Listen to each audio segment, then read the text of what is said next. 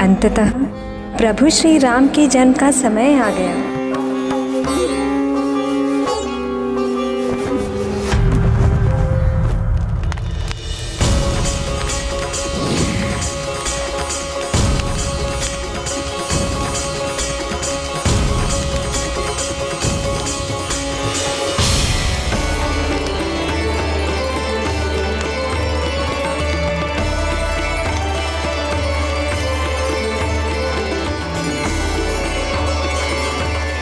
महाप्रतापी महाराज दशरथ, मैं प्रजापत्य पुरुष आपको ये आशीष देता हूँ कि पुत्रों की प्राप्ति की आपकी मनोकामना अवश्य पूर्ण होगी। देवताओं द्वारा बनाई गई इस दिव्य खीर के प्रसाद को अपनी पत्नियों में बांट दीजिए। उनके इस दिव्य खीर के प्रसाद के ग्रहण कर लेने से शीघ्र ही आपके राजप्रासाद में पुत्रों की किलकारियां गूंज उठेंगी।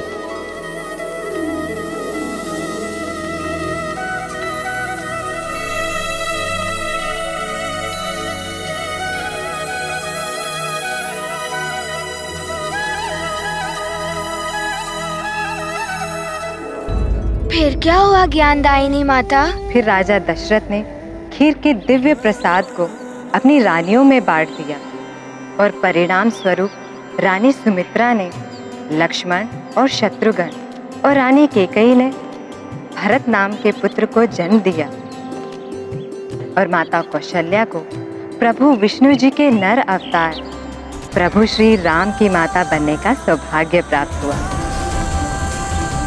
अर्थात प्रभु श्री राम के हाथों रावण का संहार होगा। माता, क्या रावण इतना शक्तिशाली है कि वो प्रभु हरि का विरोध एवं उनका सामना करने का दुस्साहस करेगा? पुत्र, 10 शीश धारण करने वाला दशानन रावण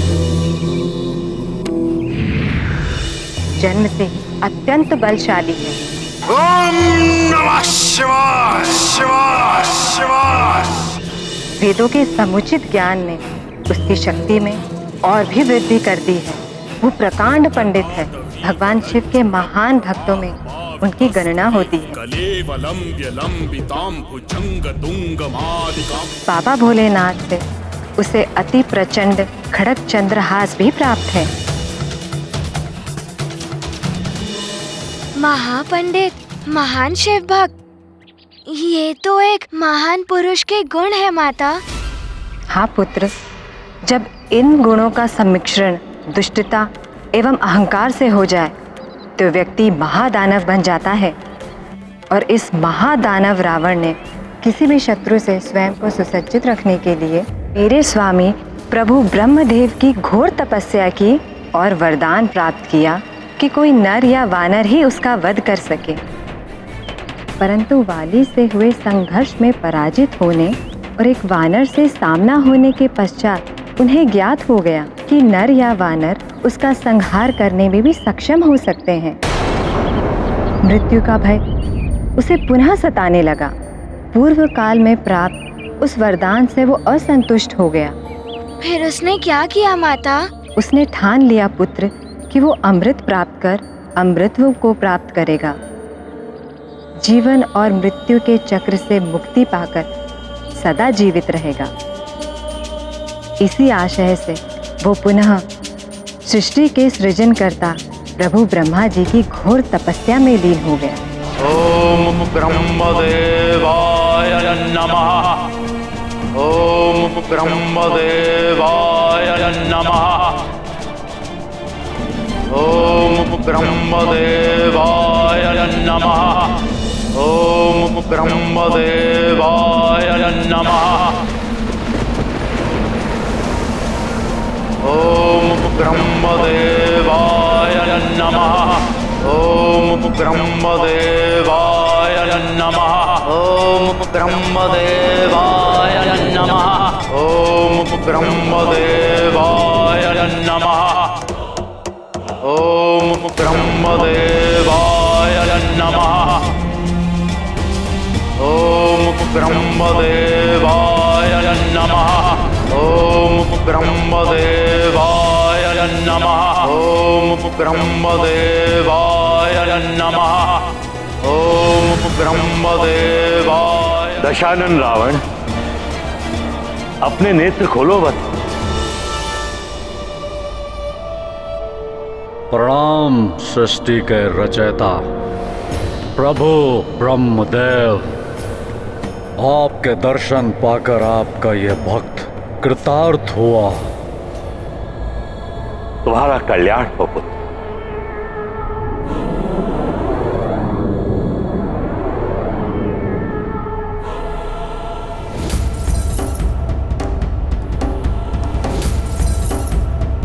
संपूर्ण ब्रह्मांड को अपने तपोबल से कंपित करने वाले तुम महान तपस्वी हो रावण। मैं तुम्हारी तपस्या अति प्रसन्न हूं। कहो, इस बार मुझसे किस वरदान की प्राप्ति करना चाहते हो? अमृत प्रभु, मात्र अमृत पाने की इच्छा है मेरी, जिसे पाकर मैं अमर हो जाऊंगा। यह असंभव है। अमृत प्राप्ति का अधिकार तो मात्र देवताओं को, अपने तप और कर्म से ही वो इस योग्य बनते हैं। अन्य कोई अमृत पान नहीं कर सकता। यही विधि का विधान। क्षमा करें प्रभु ब्रह्मदेव, परंतु आपके उन देवताओं से योग्यता में हीन कैसे है लंकेश दशानन रावण। समस्त वेदों का ज्ञानी हूं मैं, महादेव का परम भक्त हूं मैं, उन देवताओं से अधिक शक्ति संपन्न हूं मैं, और आपके ही कथन के अनुसार मेरा श्रेष्ठतम तपस्वियों में सर्वोच्च स्थान है। और फिर आपका परपौत्र भी तो हूं ना मैं। इसलिए प्रभु, अमृत को मुझसे और मुझे अमृत से वंचित रखने का यह अन्याय आप कर नहीं सकते। यदि आप मेरी तपस्या से प्रसन्न है तो अमृत पान कराइए मुझे। रावण, मुझसे अमृत प्राप्त करके भी तुम्हें उसका कोई लाभ नहीं होगा। पात्रता के अभाव में तुम उसका पान नहीं कर सकोगे। मुझे बस इतना ज्ञात है प्रभु के अमृत चाहिए मुझे, अन्यथा अमृत से वंचित रहकर मैं और घोर तप करूंगा, और फिर विवश होकर आपको मुझे अमृत देना ही होगा। यदि अमृत प्राप्ति की तुम्हारी इतनी प्रबल इच्छा है कि तुम उसको पाने के बाद ही अपना तप समाप्त करोगे, तो ठीक, तुम्हारी इच्छा अनुसार मैं तुम्हें अमृत का वरदान दूंगा अवश्य, परंतु तुम अमृत का पान कर नहीं सकोगे और तुमको उसे अपने शरीर के किसी अंग में समाहित करना होगा। जब तक अमृत वहां रहेगा तभी तक तुम अमरत्व के सुख भोग सकोगे।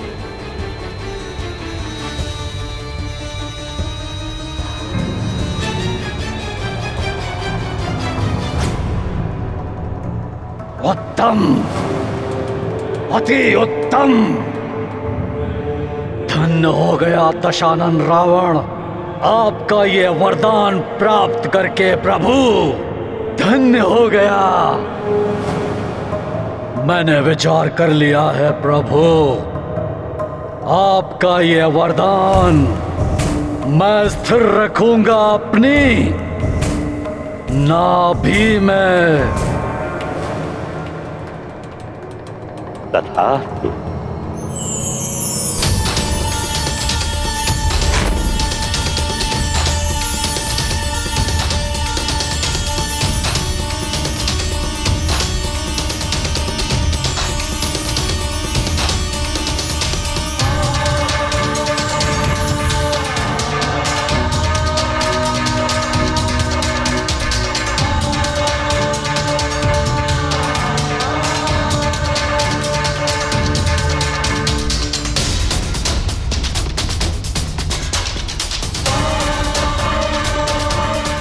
रावण ने अमृत को अपनी नाभि में ही रखने का चुनाव क्यों किया? क्या उसका कोई विशेष कारण था? पुत्र महाज्ञानी और महापंडित है रावण।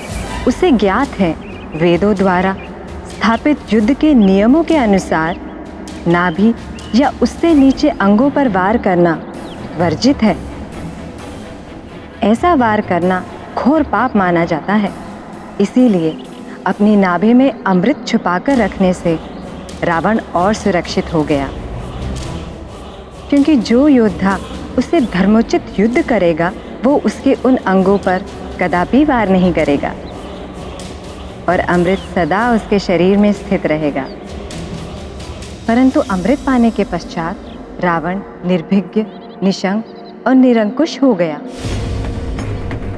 अपनी निरंतर दुष्कृत्यों से वो राक्षसी शक्तियों का प्रसार कर रहा है। धर्म की पुनः स्थापना करने के लिए ऋषि मुनि घोर तप करते हैं, तो वो उसमें व्यवधान डालता है। सकल जगह उसके आतंक से पीड़ित है हनुमान। माता, रावण का संहार करने के लिए प्रभु श्री हरि राम अवतार ले चुके हैं ना? हाँ पुत्र, किंतु स्मरण रहे, रावण की मृत्यु नर या वानर के हाथों ही होनी है। वो नर प्रभु श्री राम हैं और वो वानर तुम हो हनुमान। समय आने पर तुम प्रभु श्री राम से मिलोगे। जब उन्हें तुम्हारी सहायता की आवश्यकता होगी, तब पूर्ण निष्ठा से उनका सहायक बन उनके कार्य संपन्न करने का हर संभव प्रयास करना तुम्हारा कर्तव्य होगा। तुम्हारे परम कर्तव्य से तुम्हें परिचित कराने और उसके प्रति तुम्हें प्रेरित करने के लिए ही मैंने विस्तार से प्रभु विष्णु जी के पूर्व अवतारों का वर्णन किया है। समय आने पर पूर्ण क्षमता से प्रभु श्री राम के कार्य को संपूर्ण करना। माता, प्रभु श्री हरि के ऐसी न्यारी लीलाओं के बारे में अवगत कराने के लिए हनुमान आपका सदैव कृतज्ञ रहेगा। हनुमान सदैव आपके द्वारा दिए गए ज्ञान को स्मरण रख अपने कर्तव्य पथ पर अग्रसर रहेगा। सदैव प्रभु इच्छा के प्रति समर्पित रहेगा।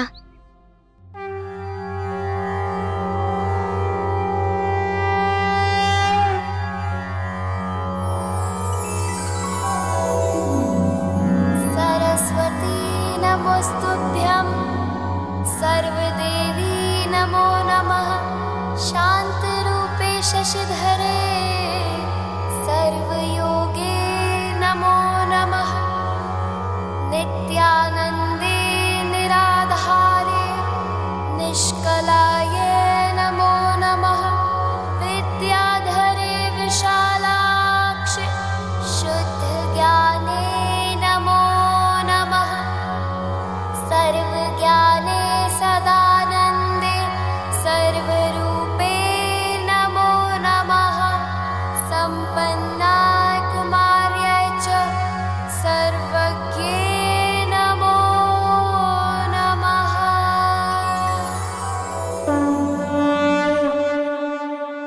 आपको कोटि कोटि नमन माता। निर्भय भव।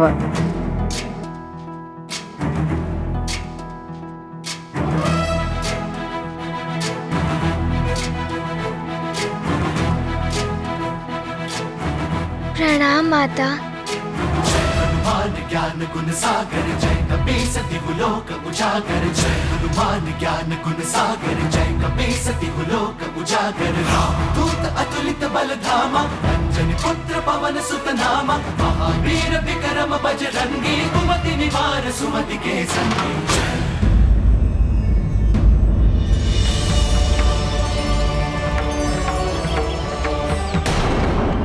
प्रणाम त्रिदेव, प्रणाम त्रिदेवियों।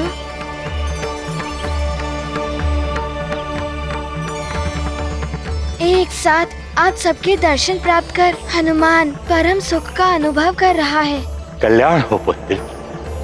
हम तुम्हें वरदान देकर तुम्हारे महान कर्तव्य की पूर्ति के लिए तुम्हें और समर्थ बनाए। मैं तुम्हें काम रूप का वर देता हूं, जिससे तुम अपनी इच्छा अनुसार कोई भी रूप धारण कर सकोगे।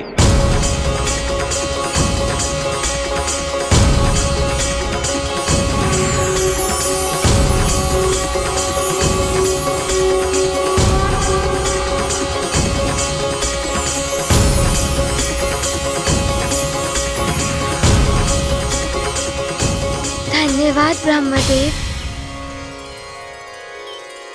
हनुमान, शक्ति रूप में मैं सदैव तुम्हारी पूंछ में स्थित रहूंगी। स्मरण रखना पुत्र, किसी भी ऋषि मुनि का श्राप मेरी शक्ति को प्रभावित नहीं कर सकता। वाह सखा,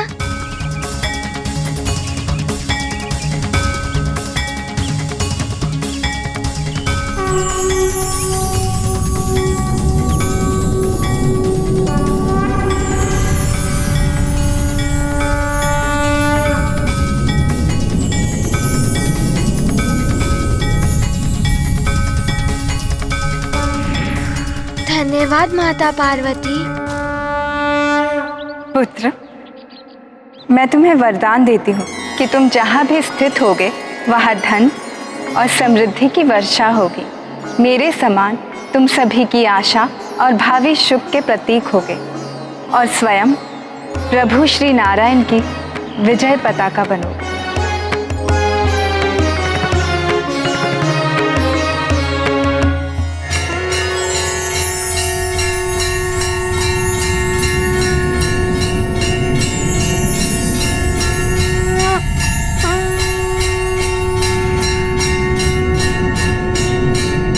धन्यवाद माता।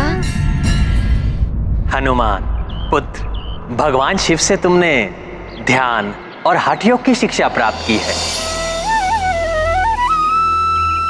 और माता सरस्वती ने तुम्हें ज्ञान और भक्ति योग में पारंगत बनाया। अब मैं तुम्हें कर्म योग का सार बताऊंगा। हनुमान, कर्म ही मनुष्य के भाग्य का आधार है। इसीलिए पुत्र, अपने कर्मों से धर्म और सत्य की स्थापना करना और संपूर्ण सृष्टि का कल्याण करना।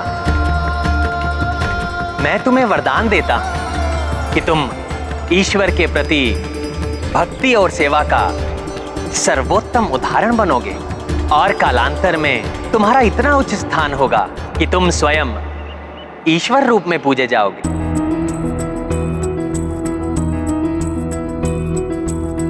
ज्ञान विचारा या हो ध्यान, कर्म बलि है कर्म प्रधान।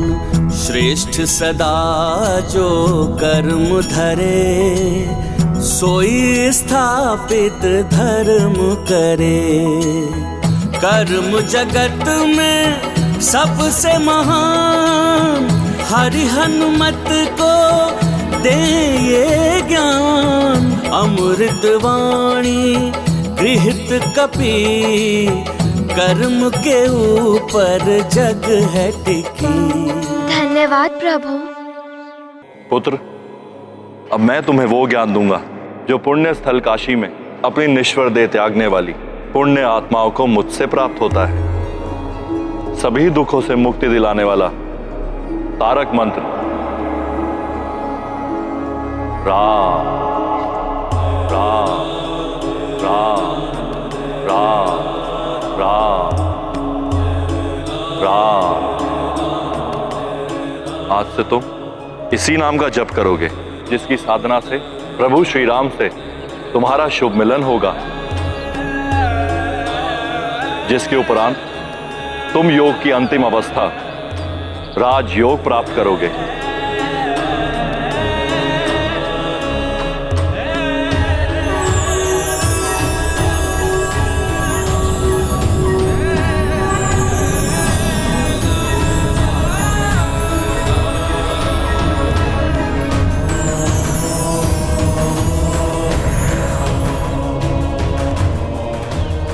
आपका धन्यवाद भोले बाबा। राम राम राम राम राम राम